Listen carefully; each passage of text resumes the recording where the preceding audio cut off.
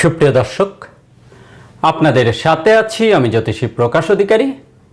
আজ আপনাদের জন্য যে অনুষ্ঠানটি তৈরি করবার প্রয়াস করেছি তার শিরোনাম আয় হবে একাধিক পথে, সেই সংকেত হাতের মাঝেই লুকিয়ে থাকে।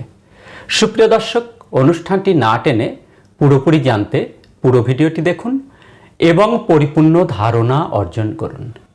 সেই সাথে যারা আমার চ্যানেলটিতে নতুন, এখনও সাবস্ক্রাইব করেননি, তারা অনুগ্রহপূর্বক আমার চ্যানেলটি সাবস্ক্রাইব করুন এবং পাশে রাখার বেলটি প্রেস করে অল সিলেক্ট করে পরের ভিডিওর নোটিফিকেশন পেতে আমার সাথেই থাকুন। আজ যারা ফেসবুক প্রোফাইল থেকে ভিডিওটি দেখছেন তাদেরকে অসংখ্য অসংখ্য অসংখ্য ধন্যবাদ। প্রোফাইলটিতে একটি ফলো দিয়ে, ভিডিওতে একটি লাইক দিয়ে আমাকে উৎসাহিত করুন জ্যোতিষশাস্ত্রের নিগূঢ়তম রহস্যগুলো, গোপনতম বিষয়গুলো আপনাদের সামনে উন্মোচিত করবার জন্য বা তুলে ধরবার জন্য। সুপ্রিয় দর্শক, কথা দীর্ঘায়িত না করে চলুন আমরা ফিরে যাই আমাদের মূল আলোচনায়। আমাদের আজকের আলোচনার শিরোনাম একাধিক পথে আয়ের উৎস, সেই সংকেত হাতের রেখায় লুকিয়ে থাকে। সুপ্রিয় দর্শক, আমরা আজকের আলোচনাতে জানব যে যাদের একাধিক আয়ের উৎস থাকে সেটি কিভাবে অনুধাবন করা যায় বা জ্যোতিষ মহোদয়গণ কিভাবে সেটি বলে থাকেন, সেই আলোকে আজকের ভিডিওটি। তো আমরা প্রথম দেখব এই যে মানুষের বা জাতক জাতিকার হাতে এইভাবে যে রেখাটি ওঠে এটিকে বলে ভাগ্যরেখা। তো এই ভাগ্যরেখা যেখান থেকেই উঠুক না কেন, অনেকের এই মণিবদ্ধ থেকে ওঠে, অনেকের চন্দ্রক্ষেত্র থেকেও এইভাবে উত্থিত হয়, অনেকের এই আয়ুরেখা থেকেও উত্থিত হয় ভাগ্যরেখা। তো ভাগ্যরেখা ভাগ্যকে সাপোর্ট করে।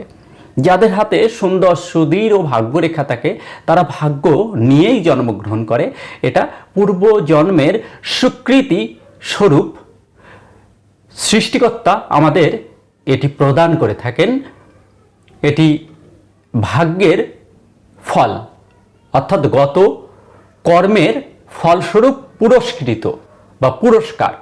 তো এই ভাগ্যরেখা যাদের একের অধিক থাকে, একের অধিক ভাগ্যরেখা থাকলে যেখান থেকেই উঠুক না কেন, একের অধিক ভাগ্যরেখা থাকলে তাদের একাধিক পথে আয়ের যোগ সূচিত হয় এবং একাধিক ভাগ্যরেখা থাকলে তাদের ভাগ্যটা অনেক শক্তপোক্ত হয়, তাদের সহসা ভাগ্য পতন হয় না।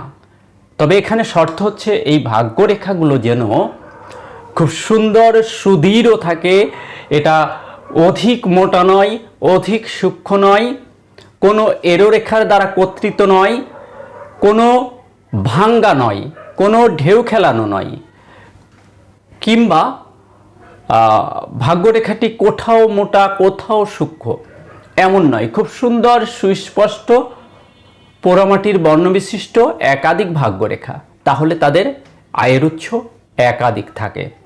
এবার আমরা দ্বিতীয় আরও একটি সংকেত দেখব, কয়েকটি সংকেত দেখব। দ্বিতীয় সংকেতটি হচ্ছে এই যে অনামিকা আঙ্গুল বা রিং ফিঙ্গার, এটিকে রবির আঙ্গুল বলা হয়। আর এই রবির আঙ্গুলের নিচে এই কনিষ্ঠা এবং অনামিকা থেকে একটি রেখা টানুন এইভাবে হৃদয় রেখা পর্যন্ত, এই রেখাটিকে বলে হৃদয় রেখা। মধ্যমা, এইটা মধ্যমা এবং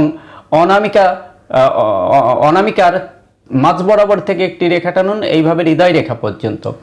এই যে মাঝের অংশটুকু, এই অংশটুকু রবির ক্ষেত্র বা সান মাউন্ট। তো এই সান মাউন্টে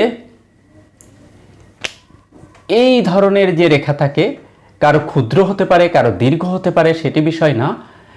এই রেখা এটিকে বলে রবি রেখা।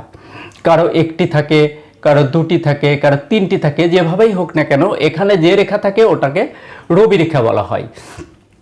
তো কোনো জাতক জাতিকার হাতে যদি এই রবির ক্ষেত্রে একাধিক রবি রেখা থাকতে দেখা যায়, একাধিক রবি রেখা, তাহলে তাদের আয়ের পথ একাধিক থাকে, একাধিক উৎস থেকে তাদের জীবনে অর্থ আগমন ঘটে এবং রবির শুভ প্রভাবে শ্রেষ্ঠত্ব, নেতৃত্ব, প্রভুত্ব, সম্মান, যশ, খ্যাতি, অর্থবিত্তের অধিকারী হয়ে সমৃদ্ধিশালী জীবন যাপন করতে পারে। এখানে শর্ত হচ্ছে এই রবির ক্ষেত্র অশুভ চিহ্ন মুক্ত থাকলে এই ফলাফলটা পুরোপুরি পাওয়া যায়। যেমন অশুভ চিহ্ন মুক্ত মানে রবির আঙ্গুলে কোনো এরো রেখা থাকলে চলবে না, আঙ্গুলে ক্রস চিহ্ন চলবে না, আঙ্গুলে তিল চিহ্ন চলবে না। রবির এই ক্ষেত্রে এই ধরনের এরো রেখা রবিকে অশুভ করে, রবির এই ক্ষেত্রে তিল চিহ্ন অশুভ করে রবিকে, রবির এই ক্ষেত্রে জাল চিহ্ন থাকলে রবি অশুভ হিসেবে বিবেচিত হয়। অর্থাৎ অশুভ চিহ্ন মুক্ত রবির ক্ষেত্র, সেই সঙ্গে একাধিক রবি রেখা আমি বোর্ডে আবার এঁকে দেব।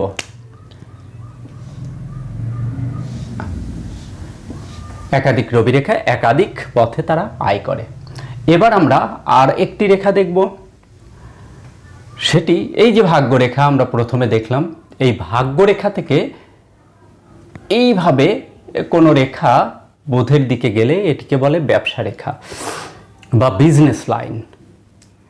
এই ব্যবসা রেখা যাদের থাকে তারা পটু ব্যবসায়ী হয়। ব্যবসা রেখাটা যদি দোষ মুক্ত থাকে, অর্থাৎ এই রেখাটা কোথাও ভাঙ্গা চলবে না, ঢেউ খেলানো চলবে না, কোনো এরো রেখার দ্বারা কর্তৃত্ব চলবে না, কিংবা এই রেখার উপরে কোনো তিল চিহ্ন থাকলে এই অশুভ প্রভাবটা অনেকাংশে বিলীন হয়।